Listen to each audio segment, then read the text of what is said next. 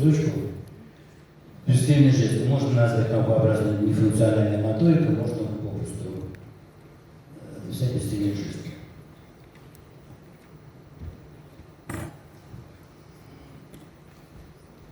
Надо сказать, что все эти проявления того самого страха, напряжения, дискомфорта, давайте пока не будем оставить на свой страх, они еще докультурно, они сложились на зоологическом уровне сотни миллионов лет тому назад буквально. Когда горилла что-то пугает, она стоит на задней лапе, стрелу, барабанит себя кулаками в грудь. Смотри, первый пункт нашего списка. И много таких проявлений. В человеческом поведении эти же формы агрессии и демонстрации принимают очень разнообразные формы, с которыми мы сталкиваемся много раз на дню, но не привыкли вот так воспринимать. Это, скажем, неожиданно и неприятно прозвучит юмор. Только если это самоирония или игра словами, а вот так называемое безобидное подтрунивание, подшучивание, ирония – это безотчетная демонстрация своего превосходства, ментального, морального, любого. И много-много разных таких. Сегодня очень сжатый формат, хочется побольше дать, поэтому давайте сейчас конкретизируем. Друзья, повторяю, любой ваш вопрос, в любой момент, как бы быстро я далеко вперед не бежал, вы можете меня назад возвращать. А мы пока давайте конкретизируем с вами вот этот внутренний дискомфорт.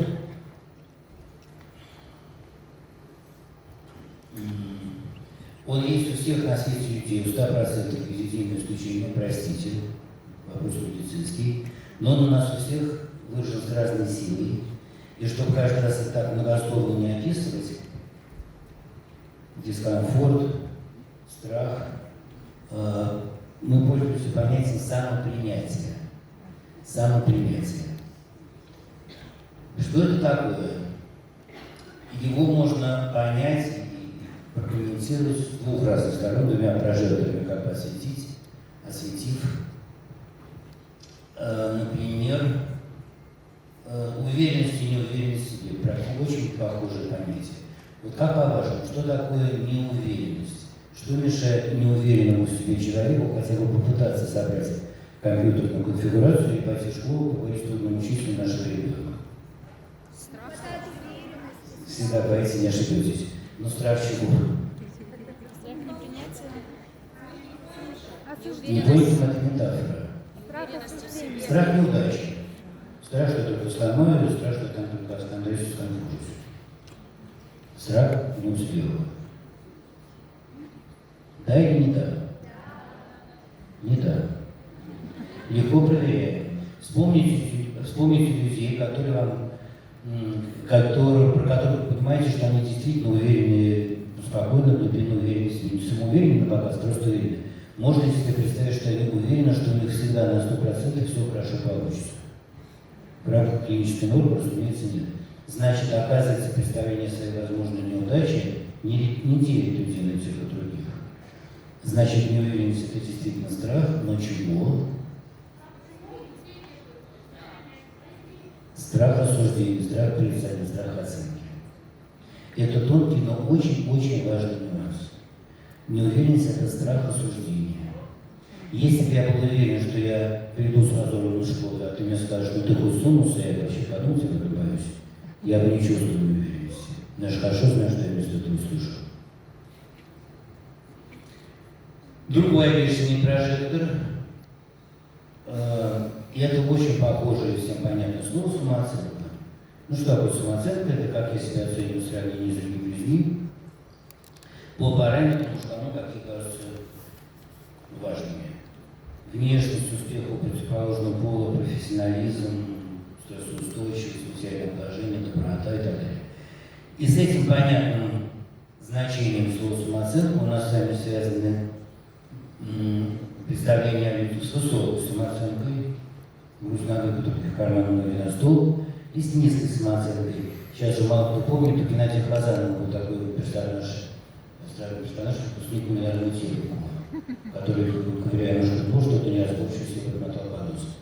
Но наверняка вам всем по жизни встречались люди, жаль, что я совсем не другого цвета вижу, люди, которые говорят о своих ограниченностях, слабостях, проступках, но говорят так светло, что совсем не производит впечатление каких-то опущенных людей с низкой самооценкой.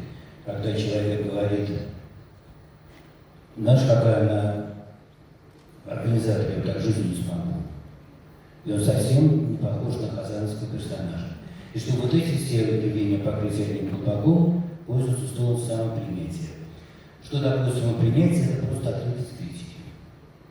Самопринятие – это открытость критики. Как и самооценка, это, как говорят, величина полярная, ее состояние на сами колеблется между двумя этими условными крайностями, условными полюсами, с бесчисленным количеством промежуточных состояний. И эти крайности действительно условны. Если мы успеем, мы с вами поймем, что на свете даже теоретически не может быть людей со 100% самопринятием. Но что бывает, это разные степени приближения к этому 100%. Но на момент всего лишь работы, разговора мы будем обсуждать именно эти условные крайности. Что это за плюс? Что такое высокое самопринятие? Как чувствует себя человек на этом полюсе? Это вовсе не представление о том, что у меня все шоколадно, а дальше будет еще лучше. Наоборот, на этом полюсе человек отдает себе отчет в своих проблемах и недостатках, те, которые он может заметить.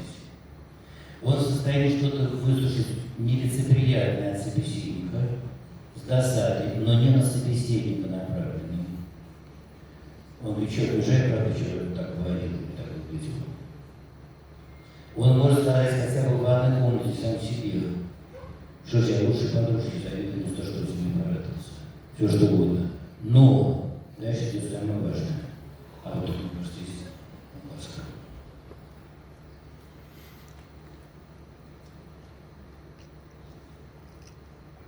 Ну, не важно.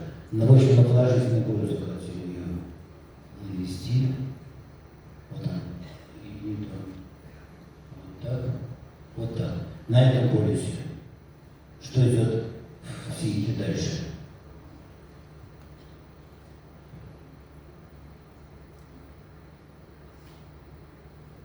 Я же в этом не виноват, что я вот такой какой-то. Я же себе этого не выбирала. Я же сам был бы рад, если я был каким-то более цельным, позитивным, перспективным и так далее. Вот это, оказывается, настоящее принятие себя. А на негативном полюсе никуда уж идет с указкой. Человек говорит, и ладно говорит, искренне чувствует. Как ты виноват? Конечно, виноват. Если я опоздал, если я подвел, пообещал, если я соврал, конечно, виноват. И это, оказывается, не принятие себя. Почему? Почему этим крайностям присвоены такие ярко окрашенные знаки? Раз плюс, значит, это правильно как бы для жизни. Для того, чтобы ответить на этот вопрос, надо задаться вот таким промежуточным. Скажите, друзья, как по-вашему, каков физический смысл слова «виноват», из-за которого оно неприятно? Вот уродливый понятно, нищий понятно, больной понятно, а виноватый. Почему это неприятно? Чувство вины, потом самопожирание. Погромче можете?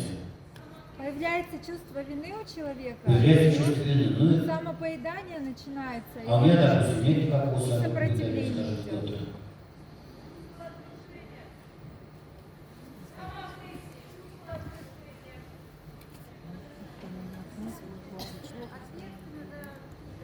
А я не чувствую никакой ответственности. Чувство, что Вином опьянен. Вы не чувствуете вины? Мы, наверное, приняли уже, что вина это виноват. Самопринятие. Вина виновата. Ну и что же виноваты? Каков физический смысл, друзья? Мы должны докопаться до вещей восприятие себя. Унижение. Виноват, вот как я понял, мы найдем. Почему ребенок ни почем не готов признать себя вину? Что будет, если она будет доказана? Виноват, значит, подлежит наказанию. Вот физический смысл этого слова. Плохой – это тот, кто подлежит наказанию. И теперь будет понятно, как люди на разных полюсах по-разному относятся к своим проступкам. Только на полюсе плюс человек в состоянии признать свой недостаток, а без этого не может ничего поделать. Не признать, не изменить, не исправить. Может признать, потому что ему это не страшно, но такая картинка мира. Ему в голову не приходит, что если я скажу, как я какой-то неорганизованный, меня за это будут топтать и пинать. А человек на полюсе минус с низким самопринятием, который убежден, что слабости предосудительны, что проступки наказуемы, как по-вашему, пока не относятся к своим недостаткам. Они их изо всех сил отрицают. Они их ни почем не признают. И не потому, что смотрят на вещи иначе, чем мы с вами, а потому, что у них такая картинка мира. Если я только скажу, я такой неорганизованный, это по моему ощущению все равно, что скажет ударить меня. Это не пассивные, не вещи физики. И это несколько обсуждений бывает затруднено тем, что в русском языке слово «вина» двусмысленно. Вот в английском, наверное, еще каких-то эти два смысла очень точно разнесены, разведены. Там есть слово guilty, это вина, подлежащая наказанию. Случайно выразительно перекликается со словом гильотина. И есть responsibility, просто причинно-следственная ответственность. И вот в реальной жизни слова «я виноват», конечно, гораздо чаще говорят люди с высоким самопринятием, имея в виду просто причинно-следственную ответственность. Ребята, я виноват, а ты я не предупредил, вот там, не знаю, не наладили. Ну, давайте же какой-то кино. Это будет эпизод из фильма «Мимино», старый советский фильм, кто не смотрел, посмотрите, получите большое удовольствие, про некого грузинского летчика, который в глухой провинции на стареньком вертолете, можно на минутку паузу, возил туда-сюда местных чебанов, овец и мороженых кур. И как-то на аэродроме в Тбилиси встретил однокурсника по летному училищу, который в компании «Красавец стюардесс» шел с своими пластижными номерами. И у героя тоже скрипит божьей насильством, он размечтался о большой авиации, и после ряда приключений я попал, запускаем кино. И теперь сам летит в кабине такого же лайнера и вспоминает милое сердцу картины его грузинского прошлого. Можем кино дальше. Это его любимый племянник. Это сестра красавица.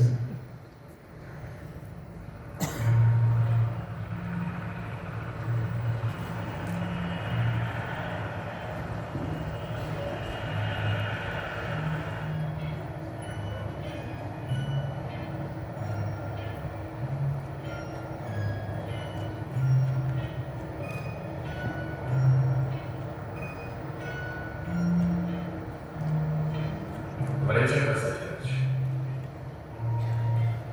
хорошо, наверное, сейчас дорога.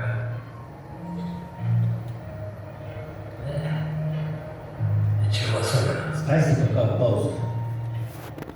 Прекрасно, спасибо большое. Как по-вашему, его ответ открыт или защитный?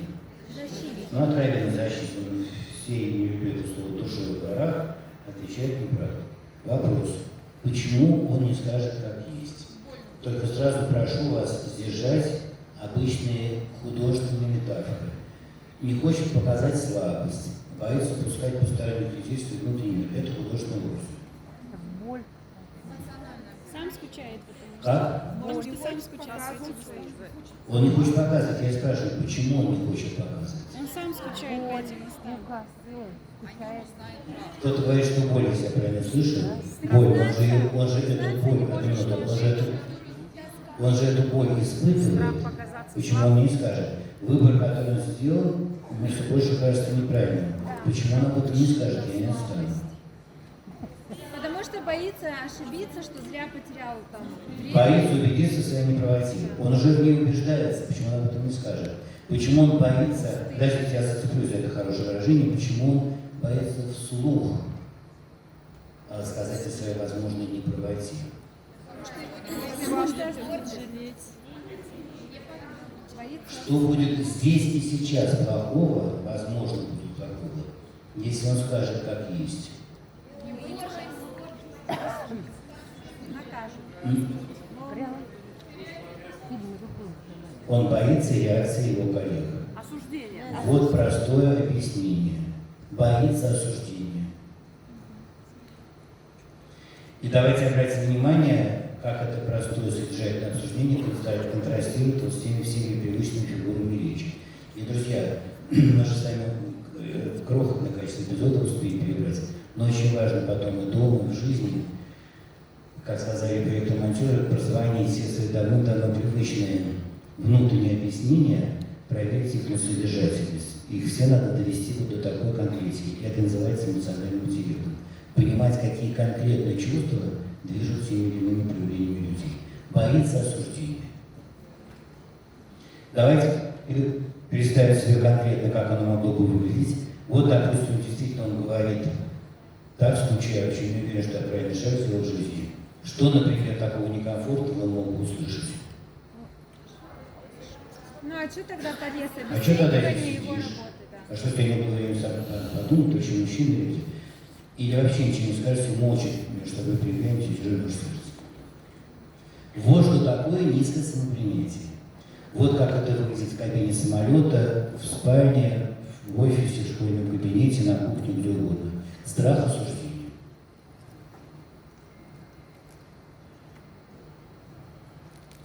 Скажите, пожалуйста,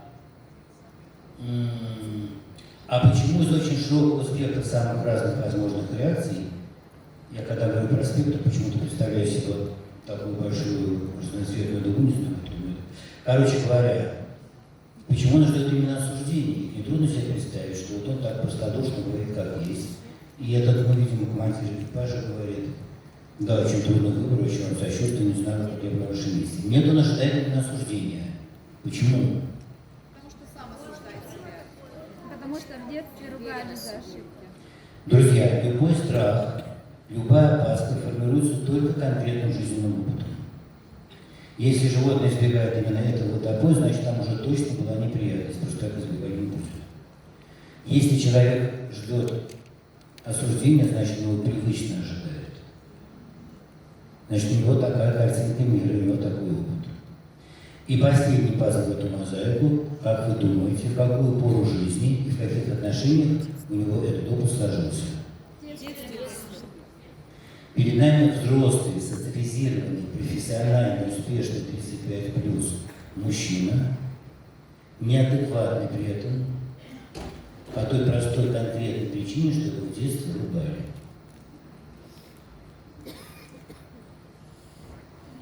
И смотрите, для того, чтобы нам зафиксировать эту причинно-следственную связь, оказывается совершенно неважным, как родители ругали, чем они были живы, для чего. Им казалось, что это что-то очень важное, он должен извиниться за недопустимую грубость, он должен признаться в трудной правде, он должен исправить отметку и так далее. Но даже в тех случаях, когда эта наша назидательность сиюминутно достигала своей цели, это бывает, не знаю, в каком-то небольшом процессе случаев, конечно, бывает, и ребенок извинялся сквозь чистые зубы, качаясь в угол, и исправлял эту двойку на 4 с минусом, это никогда не было единственным достигнутым результатом. А другим было то, что каждый раз его движок по чуть-чуть, миллиметр за миллиметр, сдвигался к минусу. У него укоренялся простой условный рефлекс, как у собаки Павлова. Не признавать своих неправильностей, не признаваться своих ошибок. Не то, научно говоря, прилетит. И тут, по-моему, мне этот слайд это очень далеко. Нет, как раз. И тут вот что, вот о чем надо сказать. Не слишком я сильно по него вызвался неадекватно, может, сильновато, но не уж так. В чем его неадекватность? Ну, во-вторых, в том, что он непрозрачен, он не откровенен. С таким человеком трудно, про него про таких людей говорит какой-то мутный. Он же не говорит, знаете, мне неприятно поддерживать разговор, мне тяжело. Нет, он поддерживает разговор, отвечает на вопросы, отвечает неправильно. Но это во-вторых. Во-первых, вот что. У нас в психике есть два этажа, действительно, это почти не метафора, это так на тканевом уровне, но пока меня не слышат нейрофизиологи, не убили с такого огрубления. Есть вот нижний, самый массивный раздел, животная психика. Она у нас в тех эволюционных уровнях никуда не делась, отвечает за огромное количество наших ежечасных проявлений. Психологи называют натуральная психика. И есть высшая психика, сугубо человеческая настройка, локализованная в коре головного мозга. Между ними много различий, разумеется. Важное для нашего места разговора состоит в том, что животная психика, у нас языке одинаково, оперирует чувственными представлениями. Холодно, тепло, сыро, сухо, жестко, мягко, ярко, тускло и так далее. А высшая психика оперирует знаками. Она с вами, как говорят психологи, сигнифицирована. иностранное слово, сигнифицировано от английского слова «сами». Пишется «сами», произносится «сами», пишется «сими». Люди думают словами. Символами, которыми обозначены эти все природные реалии. Если какая-то природная реалия или какой-то фактор отношений не обозначен точным простым словом, не восклицанием, не междометием, не художественным образом, а содержательным словом, высшая психика этими оперирует, но с вами остается на уровне наития. Приходит ребенок домой с двойкой. Его спрашивают: ну что, стыдно тебе, что двойка? Неприятно тебе, что двойка? Он говорит: немножко у меня классная двойка. Почему он так отвечает, хотя ему точно неприятно? Что будет, что если он скажет: да, мне очень неприятно? Вот видишь, вот будешь в следующий раз слушаться. Это еще самый мягкий редакция, даже под это невозможно подставиться. Это же один к одному ответ именно. И вот к чему я сейчас помню эту схему. Если у ребенка нет возможности словами, в диалоге, вслух проговаривать свои причинно-следственные обстоятельства, он перестает их осознавать, он перестает отдавать себе в них отчет. Чувствует, дискомфорт ощущает натуральной психикой. А на этом уровне объявляет учебу ненужным для жизни делом, отличников объявляет ботанами. А пошлому и на тройке вынести как-то тоже учебу. Если у человека в положении мимино нет возможности словами вслух в диалоге проговаривать свои причины и следственные обстоятельства, ему становится очень трудно спуститься в той развилке, где был сделан неправильный выбор, и пойти по верному пути. Вот в этом главная неадекватность.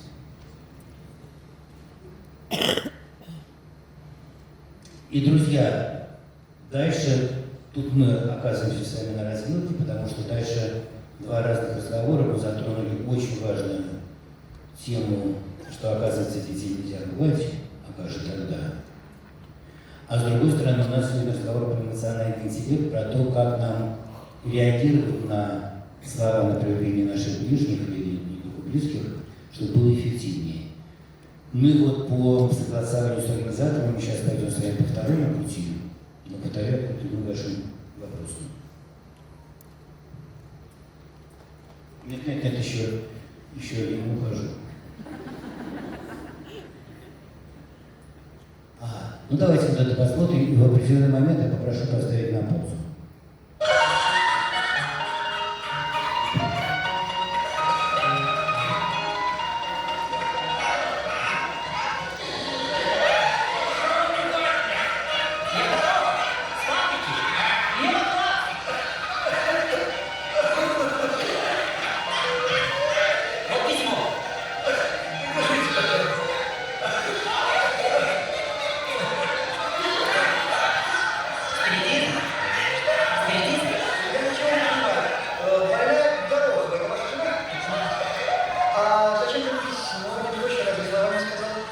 Письмо на всякий случай. Вдруг не пустили бы, я голодна.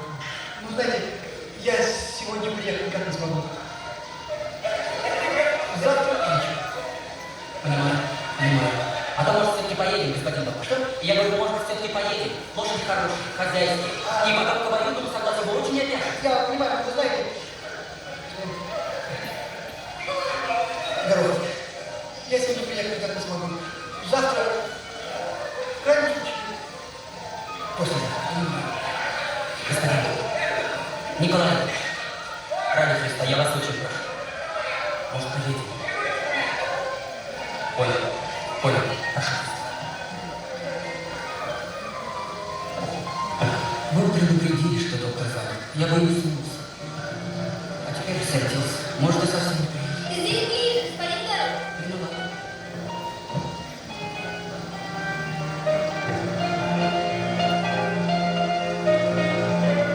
Я здесь поставлю.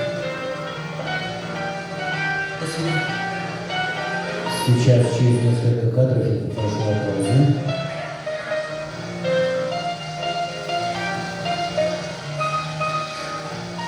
Вот здесь. Прекрасно, спасибо большое. Вот просто идеальное взаимодействие. Вот смотрите, друзья, какое условие задачи. Компания веселится в загородном доме, То есть разбегаются. Вот есть в этой компании доктор, который сейчас на наших глазах ассоциирует больной, и есть вот этот персонаж, ближайший друг доктора, это вообще в компании, как сейчас говорят, центровой. Тот самый авторитетный, самый там интеллигентный, составляющий женщину любителей отношений. Как этот персонаж сейчас может поступить, будь он ветераном нашего сегодняшнего разговора? Если бы он понимал, что, короче говоря, как он может сейчас вмешаться в ситуацию, как он может попытаться повлиять на доктора? Прекратить вечеринку предлагали, это не было бы. Пристыдить. Ну что ж вы, ну как бы, и попросить, и пристыдить. Чувство вины немножко. Давайте так, я, может быть, упрощу вопрос. Как он может проявиться одним из двух разных способов? Или самоутверждаясь демонстративно, вот у нас там было написано демонстрация, да? Или, как говорят психологи, содержательно. Для психологов это так, поведение агрессивное и содержательное. Давайте начнем с демонстративного. Ну, Ударить? обидеться и осудить чуть-чуть. Нет, ну реально житейский, как он Обидеться и получается? осудить. Ну, вот скажет, как ты больному не поедешь помогать? Ну, осудить чуть-чуть. Вы измените, ну, очевидно, да, вы измените, что за доктор там и так далее. Так, как бы он мог содержательно проявиться? Подойти и сказать, ладно, надо, все же плохо, а ты, то есть тоже упрекнуть. Да. В чем же разница? Ну, в первом случае более лояльно. Друзья, смотрите, если вернуться еще раз в то фильм, я боюсь трогать видео, где была даже о психике. Знаете, какое там еще очень важное различие? Животная психика у нас у зверей одинаково, одноходная, импульсивна. А высшая психика, рассудительная, она двухходовая, она для решения задачи может привлекать что-то, чего не видит, не слышит, не чувствует. Был такой древний способ охоты на медведя, ставили под деревом ложку с медом и сверху вешали тяжелую колоду, которая торцом этот мед перекрывала. Медведь, привлеченный запахом, подкрадывался, отпихивал колоду, она, качнувшись, пихала его в ответ, он осерчал, пихал ее еще сильнее, и так, пока она его не сбивала насмерть. В каком-то ничтожном процессе случаев, видимо, это срабатывало, а поскольку способ не затратный, пускай себе висит. И вот это наша импульсивная животная психика. Она отрицает неприятность. Не груби, перестань кривляться. А высшая психика, эмоциональный интеллект, реагирует не на поступок, не на кривляние, не на грубость или корректность, а на эмоциональные причины. Почему этот горе-доктор сейчас не поехал к больной?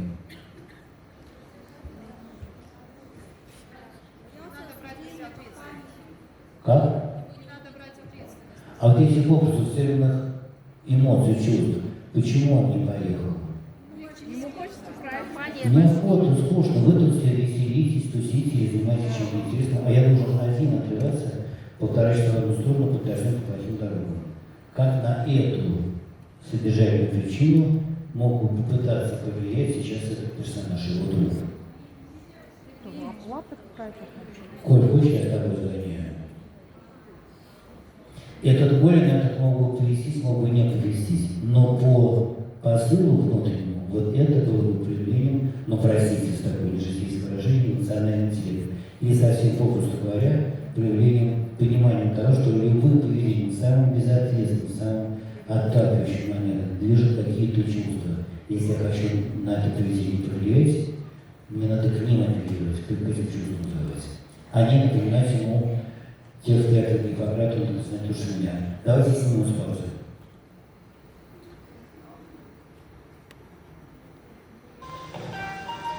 Коль, ты почему не поехал? Ты почему не поехал? Миша, знаешь, не надо мне твоих научения. Будь ты человеком. Привыкни к мысли. Я спина, ты коров, он без коров. Коля, а вдруг ей очень плохо, а ты здесь, нехорошо. А ты куда лезешь? Ты вообще мала еще не видишь. Не смей такое спрашивать! Бездельник! Ты единственный доктор на всю округу! А уже как милости не просит того, что ты давать обязан. Спасибо. Ну и как далее? Можем уже тут остановить. Ну вот, друзья, этим примером не из числа. Разумеется, из этой перепалки ничего хорошего не вышло. Доктор никуда в результате не поехал, а этот персонаж отвел свою душу и считает себя таким вот носителем каких-то нравственных ценностей. У меня еще много примеров, но я вижу, что мое время уже вышло, и нам пора переходить к вот такой модерирующей части. И у меня еще есть, например, могу еще взять, да? Угу. Прекрасно. Тогда мы с вами посмотрим следующий эпизод, очень для меня дорогой. Вот этот. И там тоже будут очень важные паузы, я прямо буду показывать. Пошли. Слушай, голубушка моя, ты со своим здоровым образом жизни, ты меня скоро в могилу сведешь. Егорушка, сынок, иди есть.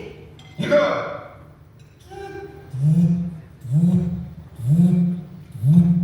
Я уже здесь! Спасибо, отлично, супер. Мы должны быть с вами готовы ко всему. Скажите, друзья, как на эту могли бы реагировать самые обычные традиционные родители, не испорченные нашими семейными разговорами? Прекрати кривляться, где-то ты видел и так далее. Понятно, естественная реакция. Скажите, пожалуйста, какой нормальной человеческой целью эти комментарии были бы продиктованы? Чтобы что? Чтобы мой ребенок не вырос понятным привлекой. Нормальная, естественная цель. Скажите, пожалуйста, насколько вероятно, насколько психологически достоверно, что ребенок услышит весь этот нестроенный хор, сокрушенно понурится, а потом, посветлев лицо, поднимет голос, скажет: спасибо, что обратили мое внимание, я больше кривляться не буду. Ноль. И это в очередной раз подтверждает наш осторожный, но неуклонный вывод насчет эффективности нашей назидательности по адресу детей. Любое осуждение порождает только встречное осуждение, только протест. А теперь альтернатива. А как бы могли тогда на это реагировать? Вот на это же, что у нас сейчас на экране, реагируют родители, которые взяли голову, что надо реагировать не на кривляние, не на лживость, не на двойку, не на пятерку, а на чувства. Как бы они сейчас реагировали? Подыграли бы как-то, подхихикнули, или какой-то артистичный, или садись уже накрыто. А теперь вопрос вопросов, вопрос скептика, который этим родителям говорит: вы что, друзья, вы ему сейчас подыграете, он увидит, что вам это не понравится, будет еще больше проявляться. На что вы рассчитываете? Вы же сами тоже не хотите, что ваш ребенок вырос манерным. Что можно ответить на этот понятный скепсис? Смотрите, чем были бы продиктованы вот эти поддерживающие реакции родителей, они бы были продиктованы, это была бы реакция не на кривление, а на его причину. С какой целью, вот сейчас забудьте про родительскую детскую ситуацию, в принципе, с какой целью ребенок кривляется. Да, друзья, это же действительно так, это не метафора, не фигура речи. За этим действительно стоит попытка привлечь себе внимание. И вот ответ скептику. В принципе, вы совершенно правы, если мы сейчас вот так вот играем, с какой-то вероятностью он еще будет кривляться дальше. Но, во-первых, как мы только что поняли 5 минут раньше, в любом случае осуждения будет кривляться дальше. Ну, может, не под дулом этого обвинения, но потом еще больше скружили. А то, что он будет кривляться дальше в случае нашего вот такого присоединения, как говорят, тоже будет не единственным результатом, а другим гораздо более важным для его жизненной траектории будет то, что он почувствует свой запрос на это самое принятие, внимание, понемножку все более удаленным. И как себе это еще представить, что это за внимание? Если бы я, вот этот подросток, был уверен, что я сейчас приду, нереально плюхнусь за стол и начну рассказывать ерунду про свою компьютерную игру, а вы включитесь и не делая мне замечаний по поводу моей развязанной позы, что-то спросите, сделали я сейф. У меня бы не было потребности кривляться на входе. Но я точно знаю, что это будет не так. Замечательно просто. Друзья, давайте поддержим аплодисментами. Спасибо, Александр.